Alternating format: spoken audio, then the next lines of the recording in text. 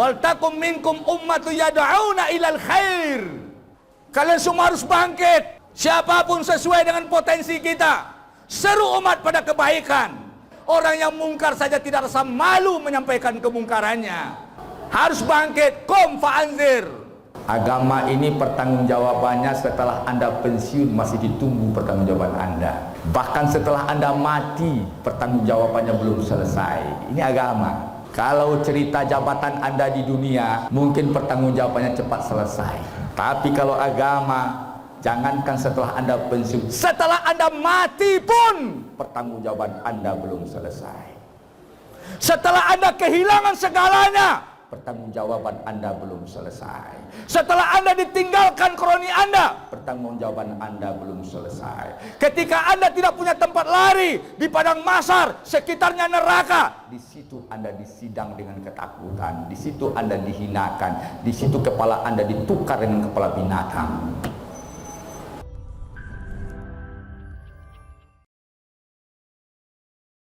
Qala Allah azza wa jalla fil Qur'anil azimil mubin wasiyatan lana jami'an bihadzal khutbah al-qasirah. A'udzu billahi minasy syaithanir rajim. Bismillahirrahmanirrahim. Wal takum minkum ummatun yad'una ilal khair wa ya'muruna bil ma'ruf wa yanhauna 'anil munkar wa ulaika humul muflihun. Sadaqallahul azim. Sidang jemaah Jumat yang dirahmati Allah, pada kesempatan yang singkat penuh berkah ini, khatib mengajak kaum muslimin untuk mentadabburi surat Ali Imran ayat 104, di mana di sini dikatakan oleh Allah Subhanahu wa taala, wal takum minkum ummatun yad'una ilal khair. Jadilah kalian semua sebuah komunitas, sebuah gerakan bersama, yad'una ilal khair, bareng-bareng sama-sama untuk menyeru manusia kepada kebaikan, wa ya'muruna bil ma'ruf, dan menyeru manusia berdakwah untuk kebaikan dan menyeru manusia untuk yang ma'ruf, wa yanhauna 'anil munkar, mencegah kemungkaran, wa ulaika humul muflihun, mereka-mereka yang melakukan dakwah amar ma'ruf nahi mungkar itulah yang mereka nanti akan sukses dan beruntung. Sidang jemaah Jumat yang dirahmati Allah, maka khutbah kita hari ini adalah 4 metode, 4 langkah Islam untuk memperbaiki kehidupan masyarakat, untuk mengislah umat, untuk menggiring umat pada kebaikan. Yang pertama adalah dengan gerakan dakwah, di mana sidang jemaah yang dirahmati Allah untuk menjaga umat ini selalu berada pada kebaikan, menyemangati, mensupport mereka untuk hal-hal yang baik, mencegah mereka dari hal-hal yang dilarang oleh Allah dan Rasulnya. Maka gerakan pertama yaitu gerakan dakwah. Maka semua kita dianjurkan oleh Allah dan Rasulnya untuk berdakwah. Allah katakan, ud'u ila sabili rabbika bil hikmah wal mau'izatil hasanah.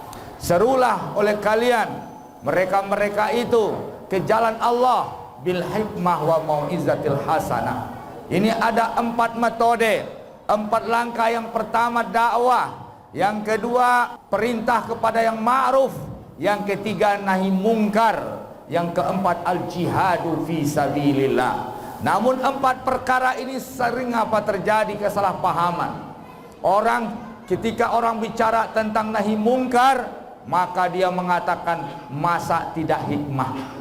Itu hikmah, itu konsep dakwah. Dakwah dengan hikmah dan mau'izah, nahi mungkar dengan ketegasan dan kekuatan, yang ma'ruf diperintahkan dengan konsep dan tatanan. Kemudian al-jihad adalah untuk membentengi umat keseluruhan dari rongrongan dari luar. Yang pertama ada konsep dakwah. Konsep dakwah tadi sudah dikatakan, ud'u ila sabili rabbika bil hikmah wal mau'izatil hasanah. Serulah mereka ke jalan Tuhanmu, ke jalan Rabb, ke jalan yang lurus, bil hikmah, dengan hikmah, dan mau'izatil hasanah, dan pendidikan yang baik. Kalau berdakwah dengan hikmah, ajak dialog, berikan, buka wawasannya, kemudian sentuh hatinya, itu dalam konteks berdakwah. Tapi ada amar ma'ruf nahi mungkar, diperintahkan berbuat yang ma'ruf, maka ini tugas orang-orang yang punya power. Kalau rakyat berdakwah, maka pemerintah wajib melakukan amar ma'ruf nahi mungkar. Orang-orang yang punya power, orang-orang yang punya kekuatan, dia harus paham mana yang ma'ruf, mana yang mungkar. Kalau mereka sendiri tidak paham mana yang ma'ruf, mana yang mungkar, disinilah sumber kekeliruannya. Hari ini kasus yang lagi viral yang terjadi, seorang anak muda membuang sesajen. Sesajen umat Islam harus dibedakan, sesajen non-Islam atau sesajen umat Islam. Kalau sesajen non-Islam itu sara, tetapi ini sesajen umat Islam. Sudah jelas kalau sesajen itu adalah sesuatu yang haram, itu syirik, dibuang oleh anak muda, maka dituntut secara hukum sekarang. Naudzubillah. Dan pihak pemerintahan menggugatnya, mengadilinya. Ini kenapa? Karena tidak paham. Banyak penguasa hari ini, pejabat-pejabat hari ini minus ilmu agama, minus yang hak dan yang batil, tidak paham mana yang ma'ruf, mana yang mungkar. Akibatnya dosa satu daerah itu ditanggung oleh bupatinya, dosa sesajen satu kabupaten bisa ditanggung oleh bupatinya, dosa sesajen satu kabupaten ditanggung oleh majelis ulamanya. Kalau majelis ulamanya tidak jelas, diam saja. Hari ini sidang jemaah justru dapat pembelaan orang-orang yang berlabel Islam Nusantara. Naudzubillah. Summa naudzubillah. Mana para aktivis tidak ngomong, ulama tidak ngomong, malah semuanya diam melihat orang yang melakukan nahi mungkar diadili. Padahal itu tindakan spontan. Berkata tokoh agama di sana, ini niatnya karena Allah. Nauzubillah. Anda harus tahu, dosa sesajen yang syirik lebih berat daripada dosa zina. Dosa syirik lebih berat daripada dosa zina. Kalau Anda melihat orang sedang berzina, Anda sepak apa tidak? Anda tendang apa tidak? Ini sesajen lebih berat daripada dosa zina. Sidang jemaah yang dirahmati Allah, oh ini sesajen niatnya karena Allah, apa boleh Anda berzina dengan niat kebaikan? Zina itu lebih ringan daripada sesajen. Kenapa? Karena ini syirik. Zina mungkar. Naudzubillah. Naudzubillah summa naudzubillah. Pelanggaran zina, pelanggaran syariat. Pelanggaran sesajen, pelanggaran akidah. Pelanggaran sesajen, pelanggaran tauhid. Biar ulama-ulama di sana tahu. Ini keberuntungan kita di Minangkabau. Ini keberuntungan kita. Di Sumatera Barat tidak ada Islam kejawen. Naudzubillah.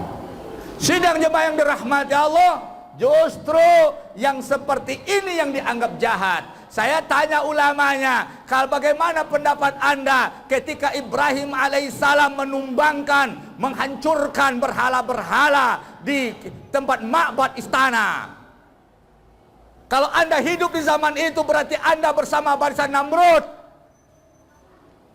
Anda pendukung Namrud. Apa pendapat Anda ketika Nabi menyuruh sahabat menghabisi berhala-berhala, ketika Fatu Makkah habisi berhala-berhala di Ka'bah dan sekitarnya? Bukan ditendang, dihancurkan. Tapi semua diam. Toleransi pada kesyirikan. Naudzubillah. Pertanda apa? Pemahaman agama kita di bawah rata-rata. Kita tidak mau nahi mungkar. Ada yang nahi mungkar dianggap jahat. Bagaimana nahi mungkar? Anda saja tidak paham mana yang ma'ruf, mana yang mungkar. Na'udzubillah. Summa na'udzubillah. Maka saya sebagai relawan kemanusiaan, hilang semangat saya mengirim bantuan ke Semeru. Hilang semangat saya mengirim bantuan ke Semeru. Kalau sikap mereka seperti itu. Na'udzubillah. Sampaikan ke bupatinya. Sidang jemaah Jumat yang dirahmati Allah. Wal takum minkum ummatu yad'una ilal khair. Kalian semua harus bangkit. Siapapun sesuai dengan potensi kita. Seru umat pada kebaikan. Orang yang mungkar saja tidak rasa malu menyampaikan kemungkarannya. Harus bangkit. Qum fa'anzir. Ayat yang kedua turun, surat yang kedua turun. Ya ayyuhal mudaththir. Hai orang yang berselimut, qum, bangkit kalian. Fa'anzir, beri mereka peringatan. Na'udzubillah. Inilah sebabnya mayoritas tidak berdaya. Mayoritas tidak berdaya, tidak paham prinsip kebangkitan. Sidang jemaah Jumat yang dirahmati Allah. Maka jika kita diam pada yang mungkar, kita syaitan akhras di mata Allah. Orang yang diam pada kemungkaran, syaitan al-akhras. Na'udzubillah. Kata Allah, kata Rasulullah SAW, jika ada seorang melakukan yang mungkar, berbuat maksiat di satu kampung, kampung itu mampu, penduduknya mampu mencegahnya, tapi dia tidak mau mencegahnya, maka Allah azab kampung itu secara merata. Jika ada pelaku maksiat di satu kampung, kampung itu mampu mencegahnya, maka kampung itu tidak mencegahnya, Allah azab secara merata. Ini tanggung jawab luar biasa ini. Orang beranggap pejabat pemerintahan, bupati, kepala daerah, kemudian sampai presiden beranggap yang akan dipertanggungjawabkan itu hanya kebijakan dan keuangan negara. Ente tidak paham. Setiap dosa di suatu kampung ini tanggung jawab Anda. Dosa syirik, dosa zina, dosa narkoba, seluruh dosa-dosa besar, tanggung jawab yang terjadi di sebuah kecamatan, tanggung jawab Pak Camat. Yang terjadi di satu kabupaten, dosanya tanggung jawab bupati. Yang terjadi di suatu wilayah kota, tanggung jawab wali kota. Terjadi di provinsi, wilayah tanggung jawab gubernur. Terjadi di suatu negara, tanggung jawab Bapak Presiden. Tidak main-main ini. Ini yang Anda pertanggungjawabkan ketika Anda sudah tidak berdaya di hadapan Allah. Na'udzubillah. Maka islahul umat yang pertama tadi adalah dakwah. Yang kedua, amar ma'ruf nahi munkar. Penyakit para ustadz hari ini, para pendakwah hari ini, banyak yang menyeru ke yang ma'ruf tapi takut mencegah kemungkaran. Sibuk mengajarkan yang ma'ruf tapi tidak mencegah kemungkaran. Ini penyakit hari ini. Kenapa? Karena cerita mungkar itu orang benci sama kita. Orang nggak mau disalahkan.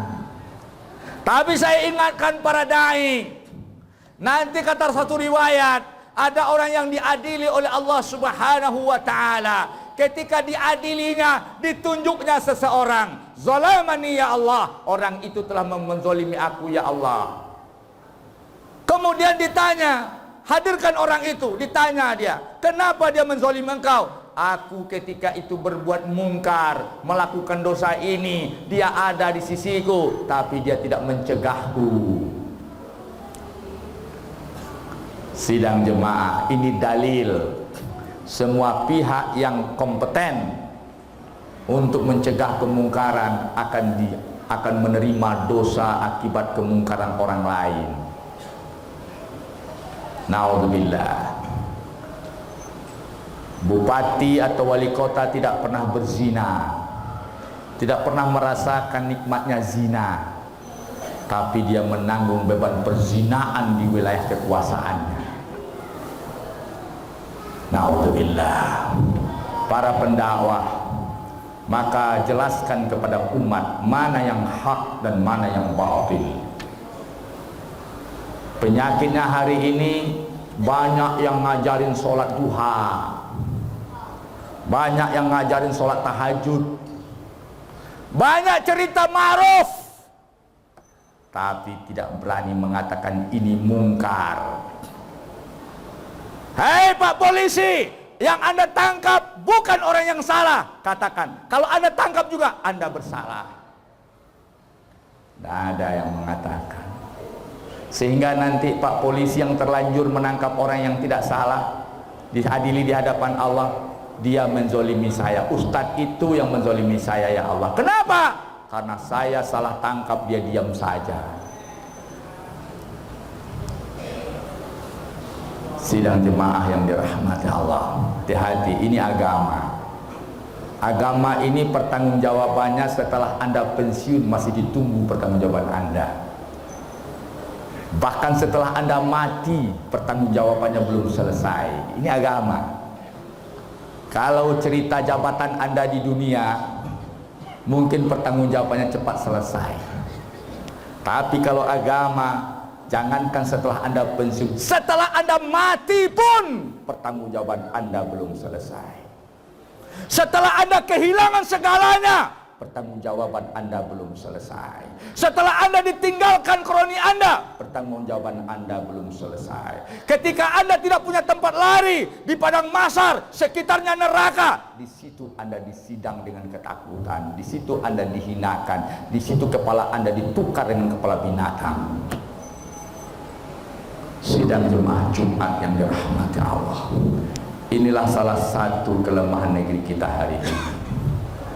Dari sekian banyak kelemahan, sidang jemaah Jumat yang dirahmati Allah, maka kita semua harus menjadi pendakwah, penegak amar ma'ruf nahi mungkar. Yang keempat adalah sidang jemaah al-jihadu fi sabilillah.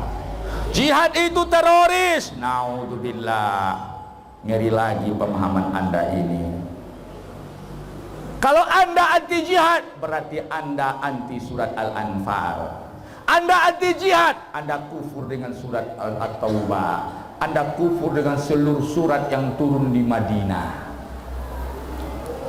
Jangankan seluruh surat di Madinah, sepotong ayat Anda kufuri, Anda dipastikan dalam neraka. Terus apa jihad itu? Jihad itu sistem pertahanan umat Islam. Sistem pertahanan umat Islam itu manusiawi, bukan kejahatan. Tidak ada makhluk di muka bumi tanpa sistem pertahanan. Jihad sistem pertahanan umat Islam. Jangan Anda fitnah jihad. Kalau tidak dengan jihad, tidak ada negara Indonesia yang menggaji Anda hari ini. Tanpa jihad, Anda tidak terima gaji hari ini, saudara-saudaraku. Utang Anda kepada ulama-ulama yang menyerukan jihad mengusir penjajah. Naudzubillah. Terlalu banyak Islam difitnah. Maka sidang jemaah, 4 perkara inilah konsep islahul ummah dalam Islam. Yang pertama adalah dakwah, yang kedua amar ma'ruf, yang ketiga nahi mungkar, yang keempat al-jihadu fi sabilillah. Jika 4 sistem ini berlaku, insya Allah umat akan baik, umat akan kuat, dan insya Allah negara akan selamat. Fa'tadru ya ulil absar la'allakum turhamun.